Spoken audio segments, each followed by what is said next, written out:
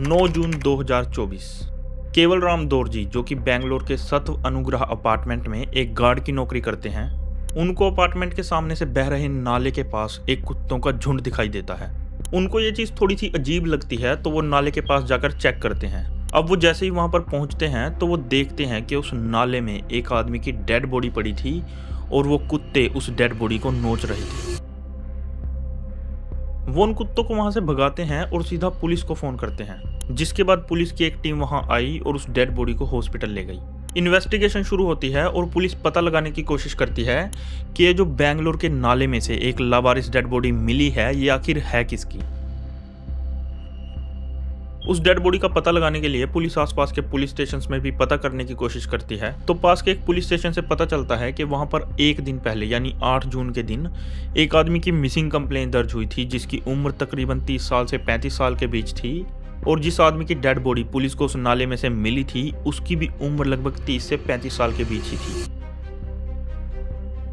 जिस आदमी की मिसिंग कंप्लेंट दर्ज थी उसका नाम रेणुका स्वामी था और वो कंप्लेन उसकी मां ने दर्ज कराई थी कि उसका बेटा 8 जून से गायब है और उसका फोन भी बंद आ रहा है। अब पुलिस रेणुका स्वामी के घर जाती है और उसकी मां को अपने साथ लेकर हॉस्पिटल आती है और उनको वो डेड बॉडी दिखाने से पहले वो बचे कुचे कपड़े दिखाए जाते हैं जो उस डेड बॉडी पर मिले थे।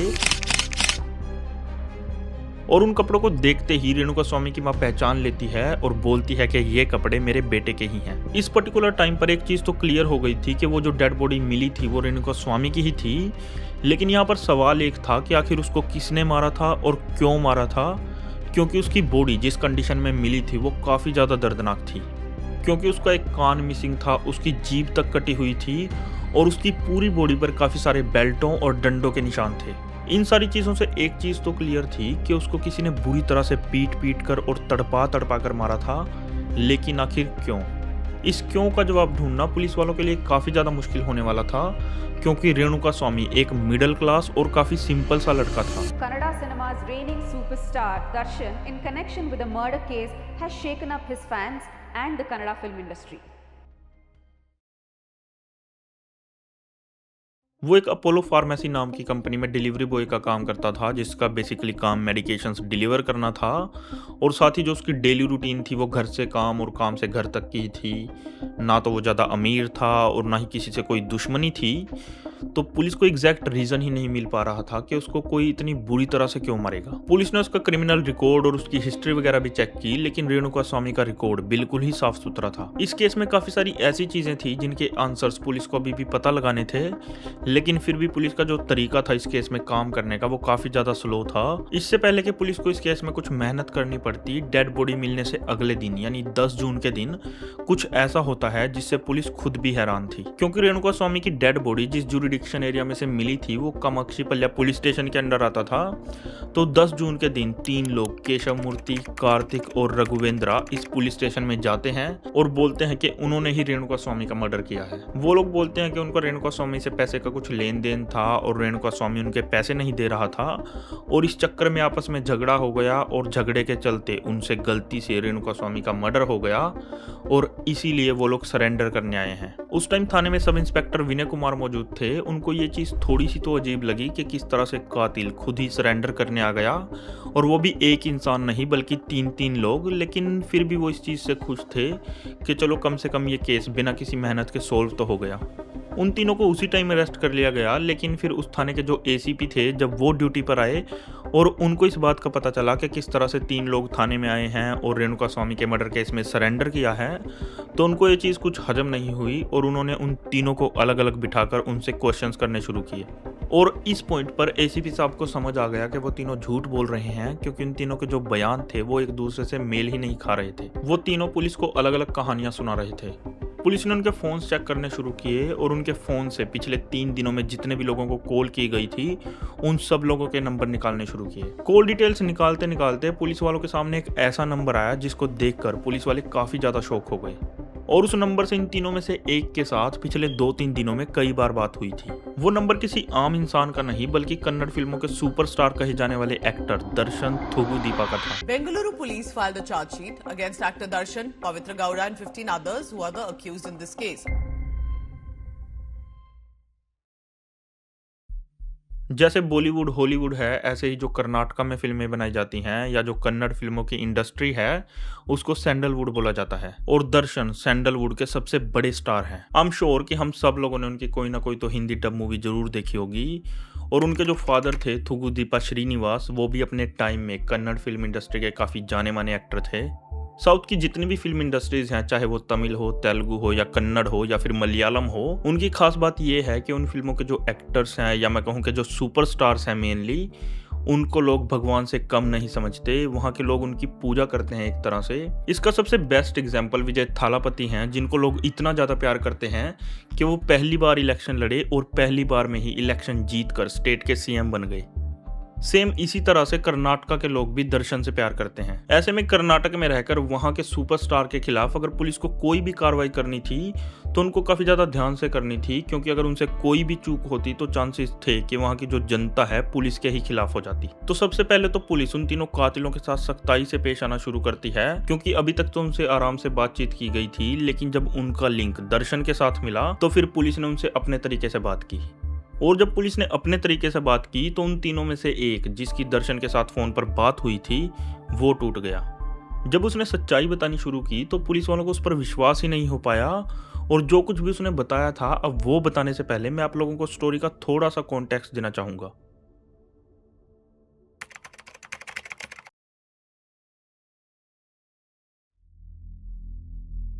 तो पहली चीज तो ये थी कि जिस इंसान का मर्डर हुआ था, रेणुका स्वामी, वो दर्शन का डाई हार्ड फैन था। चाहे दर्शन की कोई भी फिल्म हो, वो हमेशा फर्स्ट डे फर्स्ट शो ही देखने जाया करता था। और कई बार तो उसके पास अगर पैसे भी नहीं होते थे तो वो लोगों से उधार मांग मांग कर भी दर्शन की फिल्में देखा करता था। तो बेसिकली उसका ये हिसाब था कि चाहे दुनिया इधर की उधर हो जाए, लेकिन दर्शन की फिल्म कभी मिस नहीं करूंगा। वो बेसिकली दर्शन का इतना बड़ा फैन था कि उसकी पूजा तक किया करता था। दर्शन को कन्नड़ फिल्मों में एक्टिंग करते करते 30 साल से भी ज़्यादा का टाइम हो गया है, और कर्नाटक के अंदर उसकी काफ़ी बड़ी फैन फॉलोइंग है। कई बार लोग अपने फेवरेट एक्टर्स को लेकर या अपने फेवरेट मूवी स्टार्स को लेकर इतने ज़्यादा पागल हो जाते हैं कि उनकी रियल लाइफ का और रियल लाइफ के बीच का जो डिफरेंस होता है उसके बारे में बिल्कुल ही भूल जाते हैं। लेकिन गाइस, रियल लाइफ और रियल लाइफ एक दूसरे से एग्जैक्टली डिफरेंट होती हैं। अब अगर दर्शन के केस में बात की जाए तो मूवीज़ में तो वो अपने आप को गरीबों का मसीहा, गरीब लोगों की मदद करने वाला, जिस तरह से नॉर्मली साउथ इंडियन मूवीज़ में होता है बेसिकली, उस तरह से अपने आप को पोर्ट्रे करता था। लेकिन उसकी रियल लाइफ उसकी रियल लाइफ से बिल्कुल ही अलग थी। स्पेशली उसकी जो मैरिड लाइफ थी वो काफ़ी ज़्यादा इश्यूज से भरी हुई थी और काफ़ी ज़्यादा कॉम्प्लिकेटेड थी। दरअसल उनकी शादी 14 मई ईयर 2000 को विजय लक्ष्मी नाम की एक औरत से होती है, जिनसे उनका एक बेटा भी है। लेकिन शादी के कुछ टाइम के बाद उनके जो आपसी रिश्ते थे वो काफ़ी ज़्यादा ख़राब होने लग गए थे, और साल 2011 में तो अपनी बीवी के साथ झगड़े के चलते दर्शन को 14 दिनों के लिए जेल भी जाना पड़ा था। हालांकि दोनों ने आपस में बातचीत करके अपने रिश्ते को ठीक कर लिया था, लेकिन फिर भी जो उनके झगड़े की खबरें थी वो आए दिन बाहर आती रहती थी। लेकिन साल 2014-15 के आसपास दर्शन अपनी मूवी के लिए एक न्यू फेस ढूंढ रहे थे, और इस चक्कर में उनकी मुलाकात पवित्रा गौड़ा से होती है। पवित्रा गौड़ा एक मॉडल और एक एक्ट्रेस थी और मूवीज में ट्राई करना चाहती थी। लेकिन जिस मूवी के लिए उसकी मुलाकात दर्शन से होती थी वो मूवी तो उसको नहीं मिली, पर उस मूवी की वजह से वो दर्शन के काफ़ी ज़्यादा क्लोज आ गई। और दर्शन के कनेक्शंस की वजह से आगे चलकर उसको कुछ मूवीज़ मिली तो, लेकिन उन मूवीज़ में भी वो कुछ खास परफॉर्म नहीं कर पाई। तो बेसिकली उसका जो मूवीज़ में करियर था वो एक तरह से फ्लॉप ही साबित हुआ, और जो थोड़ा बहुत काम मिला भी वो भी सिर्फ दर्शन की वजह से ही मिला। लेकिन पवित्रा के मूवीज़ में फ्लॉप करियर का इफेक्ट उनके बीच की जो नज़दीकियां बढ़ रही थी उन पर बिल्कुल भी नहीं पड़ा। हालांकि पवित्रा खुद भी एक बच्चे की माँ थी और उसको ये भी पता था कि दर्शन भी एक बच्चे का बाप है, लेकिन फिर भी उन दोनों के बीच सब कुछ चुपचाप चलता रहा। अब अगर एक तरह से देखा जाए तो ये सारी चीज़ें दर्शन की पर्सनल लाइफ का पार्ट थी, लेकिन इन सारी चीज़ों से उसके जो फैंस थे वो काफ़ी ज़्यादा इफेक्टेड थे, और स्पेशली उसके जो डाई हार्ड फैन थे रेणुका स्वामी जैसे, वो तो बहुत ही ज़्यादा इफेक्टेड थे। दर्शन और पवित्रा के रिलेशनशिप के और उनके अफेयर के बारे में कन्नड़ फिल्म इंडस्ट्री में काफ़ी ज़्यादा बात होती थी, और दर्शन के जो फैंस थे उनका ये मानना था कि इन सब चीज़ों की कसूरवार सिर्फ पवित्रा ही है। अब जो दर्शन के फैंस थे वो दर्शन को तो कुछ नहीं बोलते थे, क्योंकि दर्शन तो उनका बेसिकली सुपरस्टार था और वो तो कभी गलत हो ही नहीं सकता। हालांकि गलती दोनों की बराबर ही थी, क्योंकि अगर पवित्रा को पता था कि दर्शन एक बच्चे का बाप है तो दर्शन को भी तो पता था कि पवित्रा एक बच्ची की माँ है। लोग उसकी फोटोज और वीडियोस पर अजीब अजीब तरह के कमेंट्स करते थे। उसको एक हाउस ब्रेकर बोला जाता था। लोग उसको बोलते थे कि तुमने एक शादीशुदा आदमी का घर बर्बाद करके रख दिया। हालांकि कुछ फैंस दर्शन को भी गलत ठहराते थे, लेकिन जो रेणुका स्वामी जैसे फैंस थे, या जो मैं कहूं कि दर्शन के अंधे फैंस थे, उनके हिसाब से सारी गलती सिर्फ पवित्रा की ही थी। और जो पवित्रा की फोटोज पर अजीब अजीब से कमेंट्स करने वाले लोग थे, उनमें से रेणुका स्वामी भी एक था। रेणुका स्वामी पवित्रा गौड़ा की ऑलमोस्ट हर एक पोस्ट पर कमेंट किया करता था, उसको गालियां निकाला करता था, और वो कमेंट्स एक फेक प्रोफाइल से करता था, और हर एक कमेंट में वो पवित्रा को दर्शन का घर बर्बाद करने की जिम्मेवार ठहराता था। ऐसे ही जून 2024 में पवित्रा इंस्टाग्राम पर एक पोस्ट डालती है, और उस पोस्ट पर रेणुका स्वामी एक फेक प्रोफाइल बनाकर कमेंट करता है। उस कमेंट में उसने पवित्रा को काफ़ी सारी गालियां दी थी, काफ़ी गंदी गंदी और आपत्तिजनक भाषा का भी उसने यूज़ किया था। साथ ही वो दर्शन का घर बर्बाद करने के लिए भी पवित्रा को उसमें जिम्मेदार ठहराता है। अब उस कमेंट को पढ़ते ही पवित्रा गुस्से से आग बबूला हो गई और सीधा दर्शन के पास गई। दर्शन को उसने वो कमेंट दिखाया और गुस्से में बोला कि ये जो कोई भी है इसका पता लगाओ और हमें इसको सबक सिखाना ही होगा। अब दर्शन इस फेक प्रोफाइल के पीछे की सच्चाई का पता लगाने का काम अपने एक फैन क्लब चलाने वाले आदमी को देता है, जिसका नाम रघुवेंद्र था। रघुवेंद्र बहुत ही कम टाइम में पता लगा लेता है कि जो आदमी इस फेक प्रोफाइल से कमेंट्स करता है उसका नाम रेणुका स्वामी है।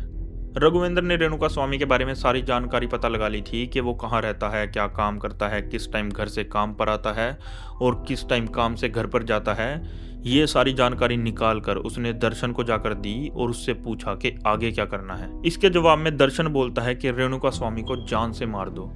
और ये चीज़ सुनकर रघुवेंद्र खुद भी हैरान था, क्योंकि उसने भी कभी दर्शन से ये चीज़ एक्सपेक्ट नहीं की थी कि वो किसी इंसान की जान ले लेगा। इसके बाद 8 जून के दिन रघुवेंद्र एक कस्टमर बनकर उस फार्मेसी पर जाता है जहां पर रेणुका स्वामी काम किया करता था, और बातों बातों में उसको बोलता है कि वो दर्शन का फैन क्लब चलाता है और अगर रेणुका स्वामी कभी भी दर्शन से मिलना चाहे तो उससे कांटेक्ट कर सकता है। रेणुका स्वामी तो बचपन से दर्शन का फैन था और उससे हमेशा मिलने का सपना देखा करता था।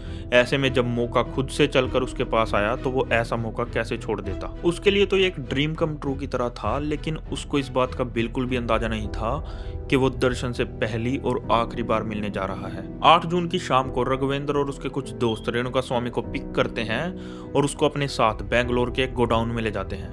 उस गोडाउन में पहुंचते ही उनका जो बिहेवियर था रेणुका स्वामी के साथ वो कम्प्लीटली चेंज हो जाता है। वो लोग रेणुका स्वामी को काफी ज्यादा बुरी तरह से मार रहे थे। वो लोग उसको डंडों से मार रहे थे, बेल्टों से मार रहे थे और साथ ही साथ उसको करंट के झटके भी दे रहे थे। उसको कुछ भी समझ नहीं आ रहा था, वो बुरी तरह से रो रहा था, दर्द से तड़प रहा था कि तभी अचानक से उसको वहां पर उसका सुपरस्टार आता हुआ दिखाई देता है। ऐसे में एक पल के लिए तो रेणुका स्वामी को जो भी दर्द हो रहा था उसके बारे में वो बिल्कुल ही भूल गया। उसको लग रहा था कि उसका सुपरस्टार जैसे फिल्मों में लोगों को और गरीबों को बचाता है वैसे ही उसको बचाने के लिए वहां पर आया है। लेकिन ये जो उसका वहम था वो बड़ी जल्दी ही टूटने वाला था, क्योंकि दर्शन ने एक लोहे की रोड अपने हाथ में ली और रेणुका स्वामी को बुरी तरह से मारने और पीटने लगा। थोड़ी देर बाद वहां पर पवित्रा गौड़ा भी आती है और रेणुका स्वामी को पिटता देखकर बड़ा इंजॉय करती है। उस पॉइंट पर उसको ऐसा लग रहा था कि रेणुका स्वामी ने जितनी भी गालियां उसको कमेंट्स में दी हैं उन सब का उसने बदला ले लिया। थोड़ी देर बाद पवित्रा और दर्शन वहां से निकल गए और उसके कुछ देर बाद पिटाई के कारण रेणुका स्वामी ने भी दम तोड़ दिया। रेणुका स्वामी के मरने के बाद रघुवेंद्र अपने एक रिश्तेदार को फोन करता है और उससे बॉडी को ठिकाने लगाने के लिए सलाह मांगता है। वो जो रिश्तेदार था कर्नाटक पुलिस में एक सब इंस्पेक्टर था। वो रघुवेंद्र को सलाह देता है कि तुम लोग बॉडी को किसी नाले में या किसी नदी में फेंक दो और बॉडी अपने आप बहकर दूर चली जाएगी। उसकी बात मानकर उन्होंने बॉडी को नाले में तो फेंक दिया, लेकिन बॉडी ज्यादा दूर जाने की बजाय किसी चीज में अटक कर नाले में रुक गई और अगले दिन सुबह उस सिक्योरिटी गार्ड को दिख गई।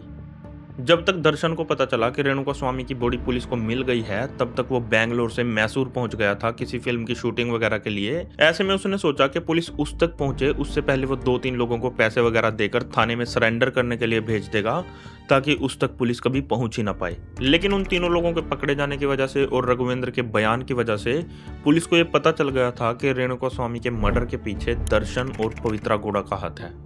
जब दर्शन को पता चला कि पुलिस को अब सारी सच्चाई पता लग गई है और अब वो लोग उसको कभी भी अरेस्ट कर सकते हैं, तो अपने आप को बचाने के लिए उसने अपने पॉलिटिकल और इंडस्ट्री में जितने भी कनेक्शंस थे उन सब का यूज करना शुरू किया। लेकिन इन सब चीजों का कुछ भी फायदा नहीं हुआ, क्योंकि कामाक्षी पल्ल्या पुलिस स्टेशन के जो एसीपी थे वो अपनी टीम लेकर मैसूर के उस होटल में पहुंचते हैं जहां पर दर्शन ठहरा हुआ था। उन्होंने वहां जाकर दर्शन को बोला कि आप हमारे साथ चलिए। इस पर दर्शन उनको बोलने लगा कि आप लोग जाइए, मैं 1-2 दिन में आ जाऊंगा। दर्शन को इस पॉइंट पर ये लग रहा था कि अगर वो पुलिस से कुछ टाइम बाई कर लेगा तो हो सकता है कि वो अपने आप को बचा पाए, लेकिन फिर पुलिस वालों ने उसको बोला कि अगर आप हमारे साथ अब नहीं चलोगे तो हमको फिर आपको अपने तरीके से लेकर जाना पड़ेगा और उसमें आपकी ही बदनामी है। इस पॉइंट पर दर्शन समझ गया था कि उसके पास अब कोई चारा नहीं बचा है और फिर वो चुपचाप पुलिस के साथ मैसूर से बेंगलोर आ गया। दर्शन के गिरफ्तार होने के बाद ये न्यूज़ हर जगह आग की तरह फैल गई। जिस टाइम पुलिस दर्शन को गिरफ्तार करके पुलिस स्टेशन लेकर आई और ये बात मीडिया में फैलने लगी कि इस पूरे मर्डर केस में दर्शन का नाम भी जुड़ा हुआ है, तो उसके जितने भी फैंस थे उनमें से काफ़ी सारे लोगों ने पुलिस स्टेशन को घेर लिया था और पुलिस को धारा 144 लगानी पड़ी और लाठी चार्ज भी करना पड़ा। जिसके बाद एक एक करके पुलिस ने टोटल 17 लोगों को गिरफ्तार किया और इस पूरे मामले में प्राइम एक्यूज्ड पवित्रा गौड़ा को रखा गया, क्योंकि उसी ने सारी चीज़ों की शुरुआत की थी और उसी की वजह से इस पूरे मर्डर केस की प्लानिंग की गई थी। जिस टाइम पर रेणुका स्वामी को मारा गया था उससे कुछ ही टाइम पहले उसकी शादी हुई थी और उसकी मौत के टाइम पर उसकी बीवी प्रेग्नेंट थी और कुछ ही टाइम के बाद वो लोग अपना पहला बच्चा एक्सपेक्ट कर रहे थे। रेणुका स्वामी अपनी फैमिली में अकेला कमाने वाला था, लेकिन पवित्रा गौड़ा की पोस्ट पर एक गलत कमेंट उसकी जान ले गया। जिस टाइम रेणुका स्वामी की बॉडी मिली थी उस टाइम भी उसकी उंगली में जो उसकी एंगेजमेंट रिंग थी वो उसने पहनी हुई थी और उस पर RS लिखा हुआ था। R से रेणुका स्वामी और S से उसकी वाइफ का नाम था। 17 दिसंबर 2025 को इस केस का ट्रायल शुरू होता है और मई 2026 तक यानी आज तक भी 272 की विटनेसेस में से सिर्फ 10 को ही एग्जामिन किया गया, जिसकी वजह से कर्नाटक हाई कोर्ट को इस केस को काफी ज्यादा स्लो प्रोसेस करने के लिए सुप्रीम कोर्ट की फटकार भी सुननी पड़ी और साथ ही दर्शन ने बेल के लिए भी अपील की थी, सुप्रीम कोर्ट ने वो भी खारिज कर दी। आज की तारीख में दर्शन बेंगलोर सेंट्रल जेल में बंद है और उसकी जो केस की सुनवाई है वो भी वो वहीं से वीडियो कॉन्फ्रेंसिंग के जरिए कर रहा है।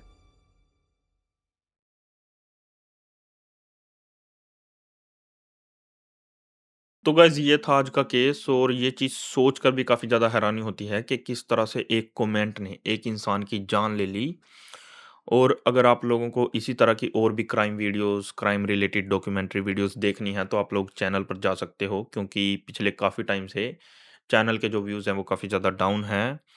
और अगर आप लोगों को ऑडियो फॉर्म में सुनने पॉडकास्ट पसंद है तो आप लोग स्पॉटिफ़ाई पर भी जा सकते हो, क्योंकि मैं स्पॉटिफ़ाई पर भी पोस्ट करता हूँ सेम वीडियोज़ यही। और I will see you in the next video and keep supporting the channel. I hope you guys will listen this time because the channel is going really slow at the moment. For last probably 6-7 months, the growth is kind of almost zero.